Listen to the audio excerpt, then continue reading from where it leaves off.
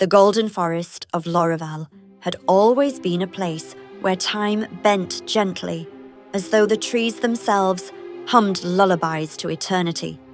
Light fell differently here. It did not simply shine, it dwelt, lingering like a memory that never wished to fade. And among that light walked Noorah. She was called many things by the scattered realms of Middle-earth: the dawn gazer, the quiet flame, the last heir of the starlit line.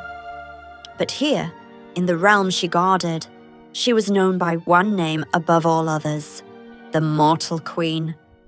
Not because she was mortal, for she was not, but because her heart loved mortals more fiercely than any elf ought to. Some whispered it was a blessing. Others, a curse woven by prophecy. The forest shimmered with golden motes as Noorah walked through the morning light, her emerald eyes reflecting both serenity and a storm waiting to rise. Noorah had ruled Lorravel for 3 centuries, though she still looked no older than a mortal woman in her 20s. Her reign was gentle, filled with soft wisdom and open gates. Unlike other elven realms, she allowed mortals to enter, to heal, to rest, to breathe. Because centuries ago, before she ascended the throne, a mortal man had once entered these woods and changed her fate forever. His name had been Arion, but she had not spoken that name aloud in many years. For mortals do not walk as elves walk, their lives flicker like candles. And even the memory of an elf is not strong enough to keep a flame from burning down. Still, something of him lingered. In dreams, in the rustle of leaves, in the way her hand sometimes reached for a silhouette that no longer existed. She paused by a silver stream, her reflection rippling, half queen, half memory. A shadow approaches. That morning, as mist clung to the forest floor, she sensed a tremor, not in the earth, in the world beyond it. Something was shifting, something old, something that smelled of iron and of fate. She lifted her gaze towards the eastern edges of her realm. A single figure approached, stumbling through the ferns, a mortal, wounded, and carrying a blade wrapped in torn cloth. Noorah's breath caught. Mortals rarely entered Lorravel now, not without invitation. She walked toward him, her steps soundless, like a whisper woven of light. He collapsed before her, falling to one knee. "Queen!" he gasped. She knelt beside him, her hands glowing faintly as she examined his wounds. "You have travelled far," she murmured. "Too far for a man alone." He looked up into her face, awe, pain, and disbelief mixing in his mortal eyes. I was told to seek the one with emerald eyes," he rasped. "The one who carries the memory of a mortal man." Her heart froze. No one spoke of Arion, not anymore. "Who sent you?" she whispered. The man's hand trembled as he unwrapped the cloth around his blade. Inside, instead of a weapon, lay a golden pendant, a leaf of the very same shape as the one upon Noorah's own necklace, but darkened, worn, touched by mortal time. Her breath trembled. This was Arion's. She had given it to him when he left for the final time. It had been lost for more than 2 centuries. How had this mortal come by it? Noorah's hand touched the ancient pendant, and memories thundered through her like a storm reborn. The mortal man's voice faltered. He said you would know what it means. A whisper from the shadow beyond the mortal veil. Noorah swallowed, unable to speak. Arion was long gone. Mortals do not return, not even in whispers. And yet, the pendant in her hand glowed faintly, as though awakening from a long sleep. A whisper brushed against her mind. Soft. Familiar? Noorah? Her breath shattered. No. Impossible. The light around her dimmed. as if the forest itself was holding its breath. The mortal collapsed fully, unconscious. Noorah rose slowly, the pendant clenched in her hand. Ancient memories pressed against her heart like rising tides. There had once been a prophecy, one the elders feared too deeply to speak aloud, one tied to a love between an immortal and a mortal, a love that could fracture the boundaries between worlds. She had dismissed it as legend, but now, the pendant pulsed again. A second whisper. He walks again, but not in light. Noorah staggered back. Her fingers shook. Her voice broke into the hush of the forest. What have they done to you? Arion! Her emerald eyes shimmered with fear and hope entangled, the kind that could break a heart or rebuild a world. The trees around her shivered. Leaves swirled into the air, forming spirals of gold. The light deepened, almost warning her. Lorravel itself was reacting. Her magic was tied to the realm, every heartbeat, every emotion. And now the forest trembled because she trembled. A wind whispered through the branches, "Seek the veiled veil." Her pulse quickened. The veiled veil was a forbidden place at the far western edge of Middle-earth, a crossing between life and the shadowed lands. A realm where voices lost to time sometimes brushed against the living. If Arion's soul had been pulled there, if something had woken him, if forces beyond light and darkness were stirring, she could not ignore it. The golden forest shimmered like a living tapestry of fear and hope, urging her toward destiny. She looked at the unconscious mortal. He had carried Arion's last message across peril and blood. He could not be left to die. With a whisper of elven magic, she healed his wounds enough to let him breathe evenly. The rest would take time. Then, Noorah pressed Arion's ancient pendant against her heart. She had once vowed never to chase echoes of the past. But this was no echo. This was a call. A Noorah of the Starlit Line had never ignored a call of destiny. She stepped into the deep shadows of the forest, her silhouette framed by gold, a queen chasing a ghost. Night was falling by the time she reached the border of Lorravel. Beyond it lay the untamed lands. Beyond that, the veiled veil. And somewhere in that veil, a mortal she had loved once, a man whose memory had shaped centuries of her reign, was whispering her name. The pendant pulsed violently. A voice, unmistakable, real, alive, whispered through the trees. "Noorah, do not follow. The darkness wears my face." Her breath broke. The world around her shuddered. Noorah stepped to the edge of the realm, and the forest lights went out. Her face lifted into the darkness, her emerald eyes burning with both terror and unshakable love. Night in Middle-earth rarely held true darkness. Stars usually softened its edges, and the moon lent silver to every shadow. But as Noorah crossed the borders of Lorravel, a different kind of night unfurled before her. A night that felt empty, as if light itself had fled. Leaves rustled behind her in anxious tremors. Her realm did not want her to go, but destiny rarely asks permission. Noorah stepped beyond the golden trees, her gown catching the moonlight like soft fire. She did not walk blindly. Her senses reached far and wide, searching for the threat. The faint, quivering presence that felt like Arion. It was there, weak, dim, but undeniably him. Every step toward the west was a step into memory. She remembered his voice, warm as morning, fierce as battle.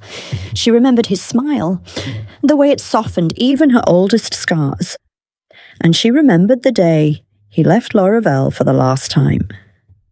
Not because he wished to, but because mortals do not age as elves do.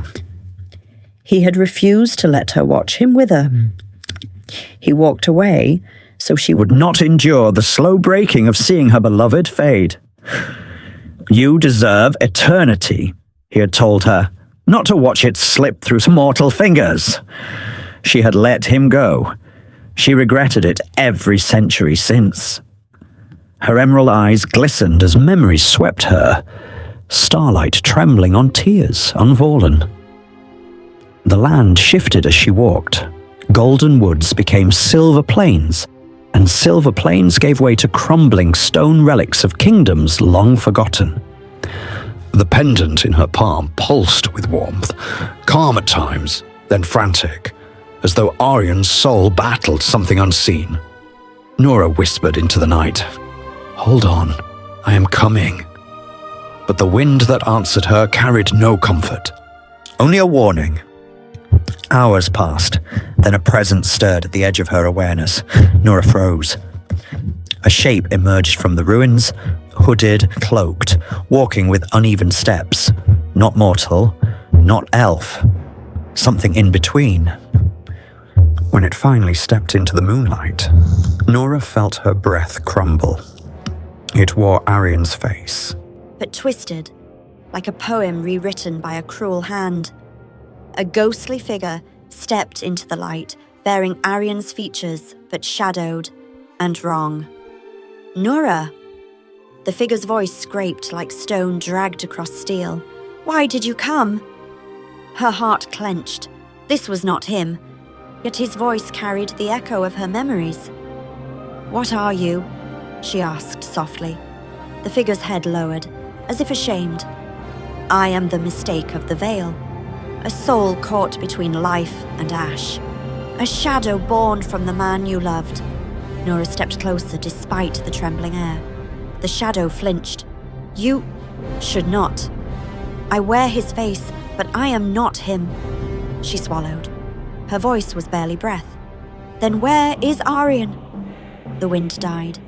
The world held still, and the shadow whispered, "He is trapped between breath and silence, between worlds, because he tried to return to you." Noorah staggered as though struck. Arian had tried to find his way back. Her eyes burned. "Show me." If this story touched your heart, leave a rose in the comments so I know you're still walking this path with Noorah. Subscribe for more tales of love and destiny from Middle-earth. The shadow turned and began walking westward. Noorah followed, her magic shimmering with cautious light. "The veil is thin tonight," it whispered, "the place where the living and the lingering meet." They crossed a broken archway, marked with ancient runes. Cold mist curled around their feet, rising, swirling, tightening. The world dimmed. Not by darkness, but by absence. A place without time, without sky, without warmth. The veiled veil. They stepped into a realm where mist replaced air, and silence echoed like a heartbeat. Shapes drifted in the distance, shadows of memories, lost souls, fragments of laughter or sorrow that had slipped between the cracks of the world. Noorah wrapped her arms around herself. Even as an elf, she felt the weight of this place. The shadow spoke in low tones. "He came here by accident. He wandered in search of you. His love was strong enough to tear the boundary, but not strong enough to cross it." The pain in Noorah's chest rippled outward. The veil responded, its mist shuddering like water disturbed by grief. "Take me to him," she whispered. As they moved deeper, the mist cleared just enough to reveal a stone platform, a single altar standing at the center of emptiness. Upon it lay a figure, a man, still, pale, silent. Arian. Noorah's breath shattered. The world narrowed into that single shape. She ran. Her hands trembled as they brushed his face, warm enough to belong to the living, still enough to belong to the dead. His eyelids fluttered. A breath escaped his lips, weak but real. Noorah. His voice was a ghost's whisper, but it was him. Her heart burst. She knelt beside Arian, her tears falling like starlight onto his unmoving hands. "You shouldn't have come," he murmured. Her voice shook. "As if I could ever leave you lost in shadow." Arian's eyes barely opened, but when they did, the warmth she remembered ignited. "Noorah, there is no life for me to return to. Not anymore. Not unless—" He stopped. Pain rippled across his spirit-like form. "Not unless what?" she pressed. The shadow figure stepped forward. "There is a way to bring him back." Its voice was heavy with warning. "But all magic demands a price." Noorah rose slowly, turning towards the shadow. "What price?" The shadow hesitated. Then the veil itself answered. A deep whisper, a tremor, a life for a life, a soul for a soul, or a queen for a king. Noorah froze. Her heartbeat became thunder. Arian's voice broke through the mist. "Noorah, don't. I won't let you give yourself for me." She shook her head, tears trembling. "You walked into death trying to return to me. Do not ask me to walk away now." The veil pulsed. Lights flickered. Shadows stretched. A choice hung in the air. Sharp as a blade, terrible as destiny. Her fingers twined with Arian's as the veil darkened around them. Love clashing with fate. The shadow, wearing Arian's face but formed of something else, stepped between them. "Queen of Lorravel," it whispered. "If you choose wrongly, the forest will fall. Your people will fall. Middle-earth itself may tremble." Noorah's breath caught. Save Arian, or save her realm. Her heart cracked open, a soundless, tearing thing. Arian's eyes met hers, filled with desperation. "Noorah, please, let me go." She shook her head fiercely. "I will not lose you again." Light burst suddenly from the pendant in her hand, blinding, fierce, ancient. The veil roared. Noorah screamed. Arian vanished into the mist, and the shadow lunged toward her. Noorah stood alone in the roaring storm of the veil, light and shadow tearing at her as Arian disappeared. Light tore across the veiled veil like a wounded star. Noorah's scream vanished into the maelstrom, swallowed by swirling mists, blinding gold, and shadows that moved like living grief. Her hand reached desperately for Arian, but her fingers closed on nothing. He was gone. Not dead, not alive, not even lost. Simply taken. The pendant at her chest pulsed violently, as though beating in place of the heart that shattered within her. Her outstretched hand trembled in the storm, fingers still reaching for a love the veil had swallowed whole. When the torrent finally broke, Noorah fell to her knees. Silence hit her like a blow. The veil calmed, returned to its terrible stillness, as though nothing had happened. As though Arian had never been there. "No?" The word cracked like broken glass. Her tears fell onto the cold stone beneath her, and the veil responded. Deep echoes spreading through its endless mist. The shadow that wore Arian's face reformed at the edge of the platform. But now, its eyes glowed with something dark and ancient. It had grown stronger, because she had weakened. "You opened the door," the shadow whispered. "You gave the veil your fear, your hope, your love, and the veil devours all it is given." Noorah rose slowly, her grief turning into something sharper. Not despair, not surrender, resolve. "You will give him back," she said, quiet, deadly, unshakable. The shadow tilted its head, its voice a twisted echo of Arian's warmth. "He does not belong to you anymore." Her hand tightened around the pendant, and it burst with light. The heart of the queen, Noorah.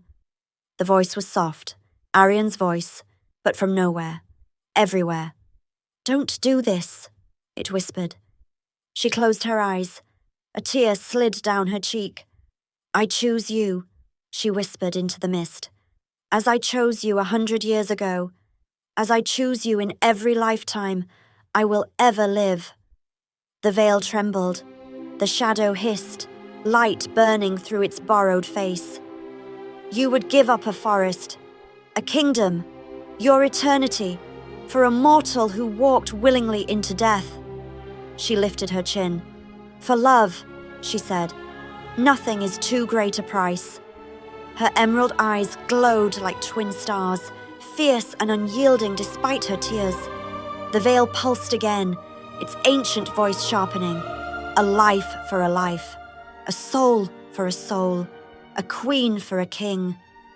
Noorah's breath caught as the final line echoed. A heart for a heart. The pendant's light wrapped around her, golden, warm, alive, as though Arian himself were holding her. The shadow staggered back, fear flickering across its distorted features. "Noorah, stop!" Arian's real voice trembled through the light. "I don't want you to lose everything for me."